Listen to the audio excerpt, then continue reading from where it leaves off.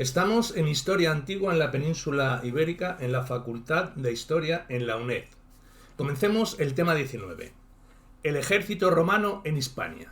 Los ejércitos republicanos. Las legiones republicanas de la época de las guerras púnicas formaban en orden de batalla con 30 manípulos dispuestos en 3 líneas de 10 manípulos cada una de ellas. El cambio táctico que introdujo Cayo Mario en la organización de la legión fue agrupar cada 3 manípulos para formar una cohorte de 480 hombres. Una cohorte ya era una unidad lo suficientemente grande como para actuar individualmente. Tal como cambió, revolucionó el arte de la guerra y confirió a las legiones romanas una superioridad táctica soberbia. La Segunda Guerra Púnica, del 218 al 201 a.C., trajo los primeros contingentes militares romanos a la península con el objetivo de impedir el envío de tropas cartaginesas y de ayuda económica a Aníbal en su avance a Roma.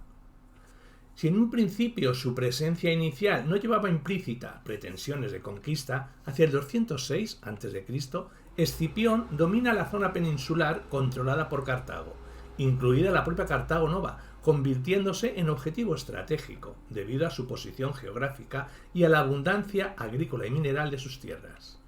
El aprovechamiento de estos recursos explica la permanencia de los ejércitos romanos desde finales del siglo III a.C., ya que Roma nunca contó con ejércitos permanentes de ocupación. En la progresiva ocupación son 3 factores los que condicionan su permanencia: la pluralidad de los frentes abiertos, la inexistencia de fronteras estables y la excesiva extensión. Efectivos. La legión constituía la base del ejército romano. En Hispania, desde el 218 a.C., existieron un mínimo de 2 legiones, al mando cada una de ellas de un propraetor, o gobernador de provincia. En el siglo I a.C., una legión estaba formada por 4.000 o 5.000 hombres, y dividida en 10 cohortes de 480 soldados, que a su vez se dividía en 6 centurias de 80 hombres. Cada 2 centurias formaban un manípulo, por lo que una cohorte la formaban 3 manípulos. La primera cohorte era siempre la mejor de la legión. La sexta la componían los mejores hombres jóvenes. La octava eran tropas selectas y la 10ª buenas tropas. Las cohortes más débiles eran la segunda, la cuarta, la 7ª y la 9ª, compuestas la 7ª y 9ª por tropas con poca experiencia. El ejército romano durante las guerras púnicas. La centuria, que fue al comienzo, eran 100 hombres, y durante las guerras púnicas de 60 a 30 hombres los que se añadieron los velites. Manipuló 2 centurias, unidad táctica, y la legión 30 manípulos con 60 centurias, 4.200 hombres. Esta infantería pesada estaba apoyada por 300 jinetes y un número similar de infantería ligera, soci, reclutados entre los aliados, y otros 1.000 jinetes proporcionados también por aliados. De este modo, cada ejército provincial estaba formado por unos 10.000 o 12.000 soldados, siendo el contingente militar romano en Hispania de unos 20.000 o 25.000 hombres. Por último, a estas fuerzas se añadían los elementos indígenas, auxilia, alistados de acuerdo a los pactos suscritos o por mercenarios. A lo largo de la República fue necesario aumentar los efectivos, bien por la resistencia indígena o al final del periodo republicano por ser el escenario de la guerra civil. Así, durante las guerras ibéricas, los efectivos llegaron a alcanzar unos 40.000 o 50.000 hombres. Los veteranos y la colonización de la Hispania republicana. A lo largo de la época republicana, el ejército fue un elemento político que, aunque apenas tomó parte de la vida hispana, jugó un papel destacado en la romanización, ya que legionarios y aliados itálicos, una vez cumplido el servicio militar, permanecieron en la península como colonos agrícolas. Itálica, Santípoce, Sevilla, fue fundada en el 206 a.C. para los soldados de Escipión heridos. En el siglo II a.C. se levantaron Córdoba, Palma y Pollentia, y ya en el I a.C. se fundaron Pompaelo, Gerda y Munda, entre otras. El ejército imperial. las guerras cántabras y el ejército de ocupación. A raíz de Acio, Augusto tomó las primeras medidas sobre el ejército, entre las que destacan la búsqueda de un ejército más fiel y la reducción de sus efectivos, de 50 a 28, consiguiendo un ejército profesional y estable. Al mismo tiempo, le asignó un papel de cobertura en la defensa de fronteras, cuyos beneficios serían la unidad territorial del imperio. Consecuencia de esta política era eliminar los focos de resistencia del interior peninsular, astures, cántabros y galaicos, en Hispania, del 29 al 19 a.C. Ya sabemos que las guerras cántabras desmoralizaron al ejército y lesionaron el prestigio de Roma, lo que explica el interés del propio Augusto de dirigir personalmente la campaña militar del año 26 a.C., quien hubo de regresar a Roma dejando el frente abierto. Finalizada la conquista, se confió al ejército no solo las tareas de vigilancia del nuevo espacio conquistado, sino también la implantación de la infraestructura básica para el posterior desarrollo de la administración y llevar a cabo la explotación de los recursos mineros de la región. Así fueron creados los primeros establecimientos urbanos de carácter militar y nueva planta, aprovechando los campamentos de la conquista. Iulíbrga, Segisama Lulia y Astúrica son buenos ejemplos. Efectivos, legiones y cuerpos auxiliares. El nombre que recibía una legión podía tener varios orígenes. Su nombre podía ser por el nombre de la provincia en donde se había distinguido el combate, macedónica, por el nombre de su comandante, emperador, o también podía denotar alguna característica especial. Sketris denota su origen de caballería. Gemina es el término latino para gemelos y se otorgaba a las legiones que se creaban a partir de la unión de dos o más. Augusta es un término que significa venerable o majestuosa. Pia Fidelis significa leal y era concedido a aquellas legiones que eran leales en alguna revuelta. Victris, cuya traducción es victoriosa, se otorgaba después de ganar alguna batalla o campaña. Adiutrix, asistencia, asistente, ayuda. Rapax, codiciosa. Firma, firme. Concors, armonioso. Para la legión quinta, alaudae, alondra. El origen de su nombre es confuso y varias son las explicaciones encontradas, desde que su nombre debe referir a la costumbre de los galos, entre los cuales esta legión fue reclutada por usar las alas de la alondra en sus cascos, o así llamada por la cimera en forma de cresta de alondra que adornaba el casco de sus soldados, pasando por el idioma que éstas hablaban, hasta que eran allí llamados por la excelente voz de los contantes galos que componían la legión. Algunos de estos nombres variarían a lo largo del tiempo, y otros incluso se les añadiría nuevos nombres a los que ya tenían. Algunas de las legiones nunca conseguirían un nombre antes de su desaparición, como por ejemplo las legiones 17, 18 y 19, y otras se desconoce el que tenía antes el segundo nombre, Regio VII. De las 7 legiones que participaron en las guerras cántabro-astures, solo 3 permanecieron en la península. La 10ª, Gémina, la 3ª macedónica, la Legio IV Fablia Felis, incluso la 6ª Victris. De la 10ª, Gémina, formada a partir de 2 legiones el año 59 a.C. o un poco antes, reconstruido el año 44 a.C. y unida al ejército de Octavio después de Acio. Permaneció leal al emperador Domiciano en la revuelta de Saturnino el año 89 después de Cristo. La 4ª macedónica, creada por César el 48 a.C., ganó su nombre en Macedonia. Participó en la guerra civil del 69 después de Cristo, renombrada por Vespasiano con el nombre de Legio IV Flavio Félix. Y la 6ª, Victris, sirvió a César en Egipto y a Augusto en Asia. La localización exacta de estas legiones no es conocida. La 10ª Gémina estaba asentada en el sector cantábrico y por una serie de testimonios epigráficos, plata, hitos que señalizan el territorio circundante al campamento, y tégulas firmadas, debía estar cerca de Retortillo, en Santander. Sobre las otras 2 debían de hallarse muy próximas, hacia la zona sur de Astorga, siendo su misión la de proteger las minas de oro de la región. Dependientes de estas legiones eran los cuerpos auxiliares, de número impreciso. Entre ellos se encuentran el ala Tautorum Victris Civium Romanorum y los Cor IV Tracum en Cantabria, las alas 2 Galorum y Cigororum. La reducción de efectivos de época Julio-Claudia. Los efectivos de Exercitus Hispanicus sufrieron una primera reducción durante el reinado de Claudio, debido a las revueltas de la Germania. La primera en marchar fue la Cuarta Macedónica, junto con sus auxilia en el 39. En el 63 lo hace la 10ª Gémina, con lo que hasta la Guerra Civil del 68 el ejército romano en Hispania contó con una sola legión, la Sexta Victrix. El Exercitas Hispanicus en la Guerra Civil del 69.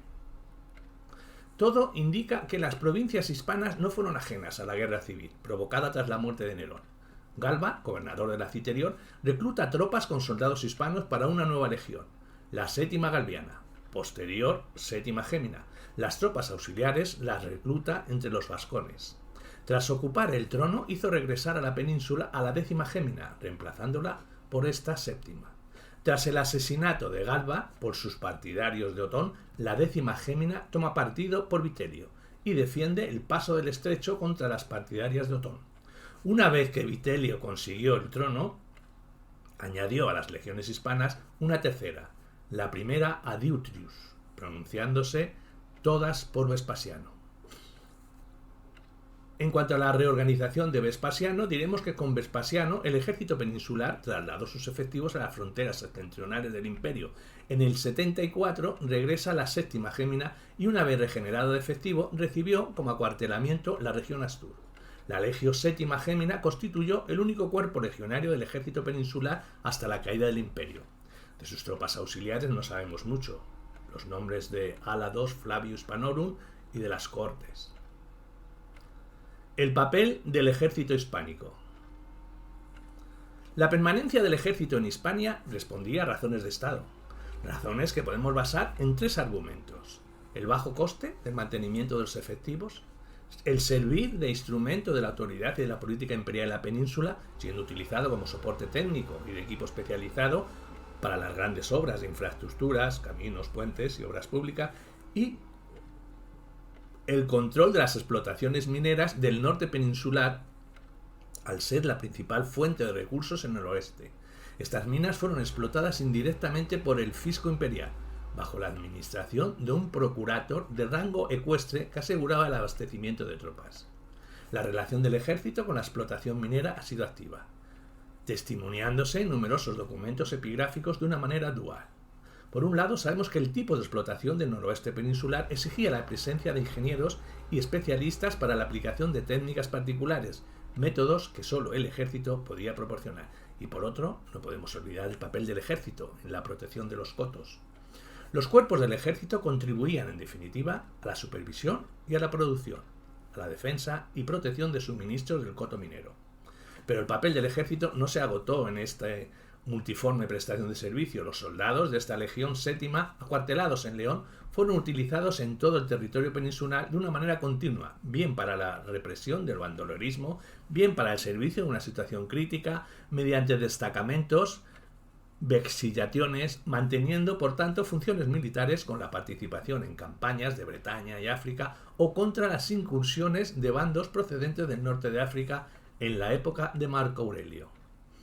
Otras milicias que completan la organización militar peninsular son las que han recibido la etiqueta de provinciales o municipales, entre ellas citar las cohortes Horae Maritimae, que al mando de un prefecto tenían la función de proteger la zona costera mediterránea. Otras estarían situadas en la Bética, con un ámbito de actuación provincial. De las reformas de Séptimo Severo, diremos que con Séptimo Severo, entre los siglos II y III, se marca un punto de inflexión de las relaciones entre el ejército y las instituciones civiles, al mismo tiempo que se introducen reformas democratizadoras en el ejército y se permite el matrimonio de los soldados y el derecho a vivir fuera del campamento. Se les concede una paga al licenciamiento, lo que les permite comprar tierras. Se generalizan las vías de ascenso. El soldado asume la defensa y la autoridad de la sociedad civil, movilizando hombres, armas y dinero. Esta participación sobre la sociedad era una solución autoritaria, solicitada por los privilegiados cuando se sintieron amenazados, convirtiendo al ejército en el brazo material de la clase dominante. Esto, a la postre, conduciría a que el ejército arrebatara definitivamente el control de los mecanismos del poder a la aristocracia senatorial, o los 50 años de anarquía militar, y a proclamar más de 25 emperadores en ese tiempo, y solo uno de ellos logró morir en cama. Los Cannae Legionis y los orígenes de León. La zona del noroeste peninsular es, ante todo, un área de débil urbanización y fuerte militarización, donde la colonización romana no llega a desarrollar centros urbanos. Las propias necesidades de los campamentos militares atraían a artesanos y mercaderes que se instalaban en sus cercanías, con lo que surgía un brote de actividad económica y, como consecuencia, un proceso de integración entre militares y civiles. Este modelo de actividad provocaba la construcción de barracas, canava, más o menos sólidas, que adquirieron un carácter de permanentes y que pasaron a ser un complemento necesario y tolerado de la disciplina cuartelaria. Como consecuencia de las reformas iniciadas por los severos, fundamentalmente la relativa al matrimonio, en estas canavae se encontraban numerosos veteranos que tras su licenciamiento se instalaban en ellas como manera de continuar su vida civil. Estos veteranos se agrupaban en corporación, consistentes ad canavas, y de ellos surgían los magistrados que administraban estas canavae, reuniendo con el tiempo los elementos propios de una ciudad: cementerio, talleres, templo y albergues.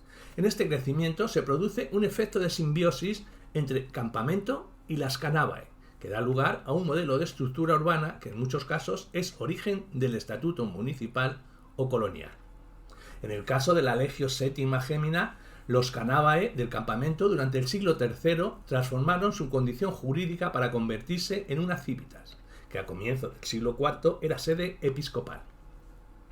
Su nombre original, legio, prueba la simbiosis aludida, pero su importancia también de no solo que fue un lugar de intercambio, sino también de un lugar de producción de bienes, en especial agrícolas. Los hispanos en el ejército romano. Los auxiliares indígenas en los ejércitos de la conquista. Como consecuencia de la extensión territorial de la influencia púnica y del carácter mismo del ejército, los pueblos ibéricos entran en la historia militar a comienzos del siglo V a.C.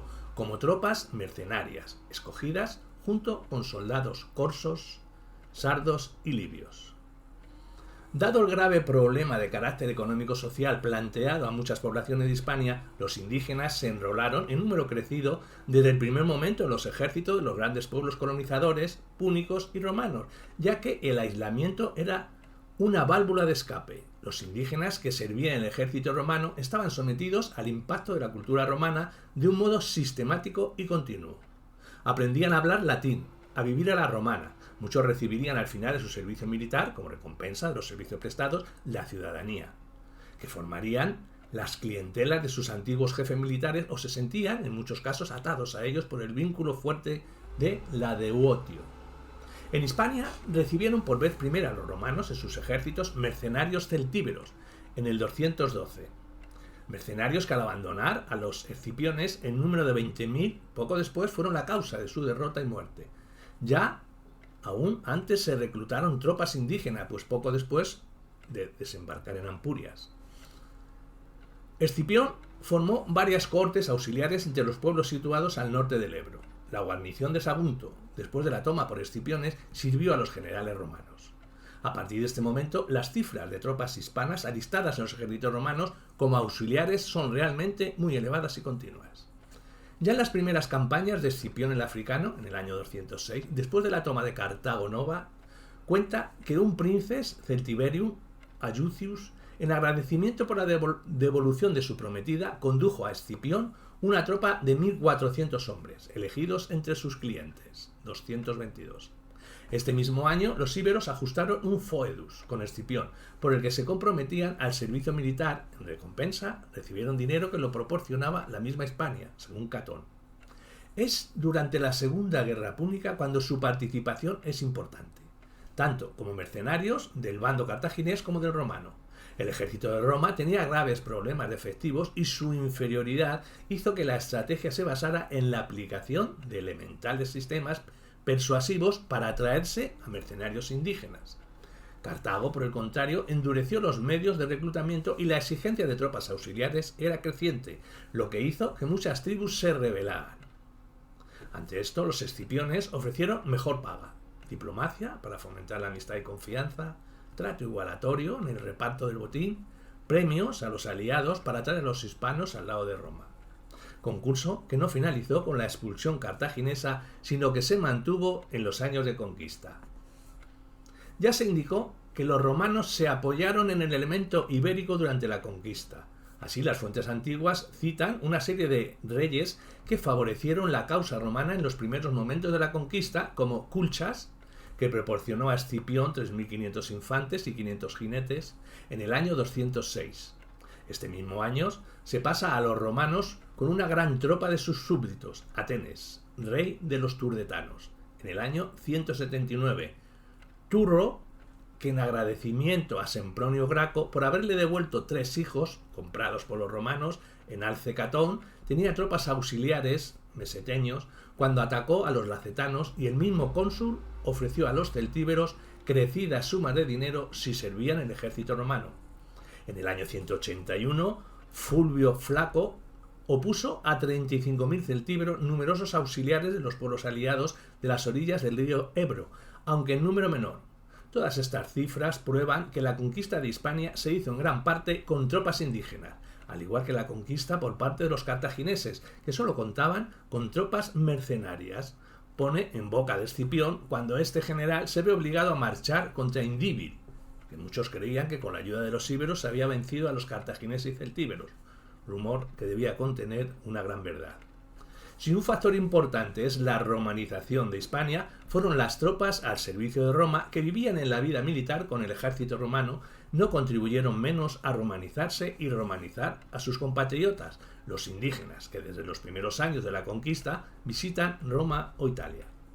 En el año 212 se enviaron más de 300 españoles, hijos de las mejores familias, para que intentasen atraerse a los compatriotas que servían como tropas auxiliares en los ejércitos de Aníbal.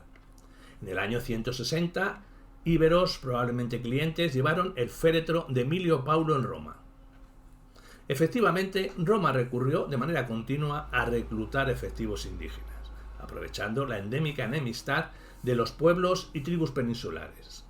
Estos eran alistados temporalmente para cada campaña en las regiones cercanas al escenario de la guerra.